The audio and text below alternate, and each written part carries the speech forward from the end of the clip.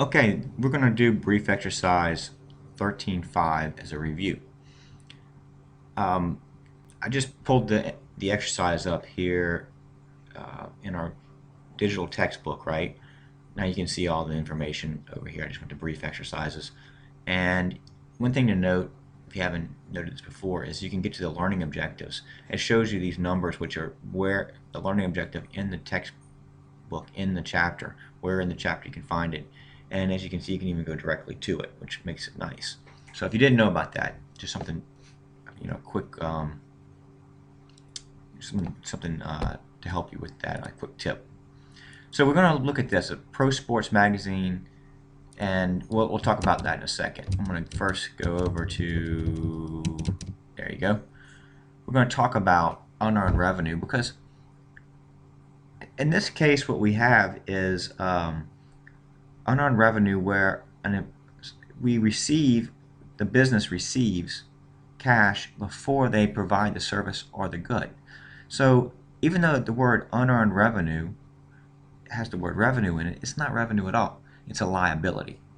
And typically it's a current liability because you have to provide that to the whatever that is that they paid you for, usually within a year.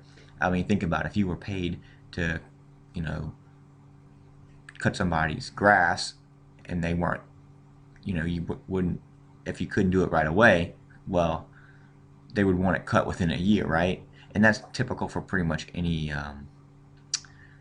type of work. Now, there's always exceptions. Just one thing to note, that these slides that I'm about to show you are in doc sharing. So the different types of unearned revenue you might find, airline, right? Because you get paid, I'm sorry, because you pay for the ticket and then the airline owes you the trip. Magazine, hotel, things that you pay for and then they owe it to you, right? So there's some different types of unearned revenues that they have. Gift cards are a good one.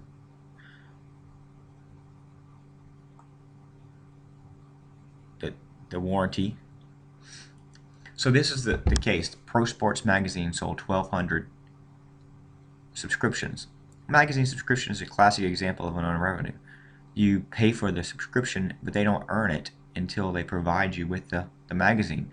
But since they're giving you 12 of them, they're actually earning part of that revenue every time they provide one of those subscriptions for you. So they sold 12,000 subscriptions, $18 each. So the cash came in, $18 at 12,000, unearned revenue $216,000. Now in December 1st they provide the first subscription, and I'm sorry, by December 1st they provided 5 of the subscriptions. So we're going to do the adjusting entry to earn the revenue for that year that we should have earned. This must be a business that doesn't do monthly adjusting entries. They must do them on an annual basis, and that's fine. So we're going to earn the revenue from August through December. So we're going to back out the unearned revenue, so we debit it. So when you debit a liability, that reduces it, and the subscription revenue is the remainder. So if you looked at the general ledger, your unearned revenue would be the difference between 216 and 90,000. Whatever that balance is would be your new balance in your unearned revenue. That would be your liability that goes on your balance sheet, and your income statement would have revenue of only 90,000.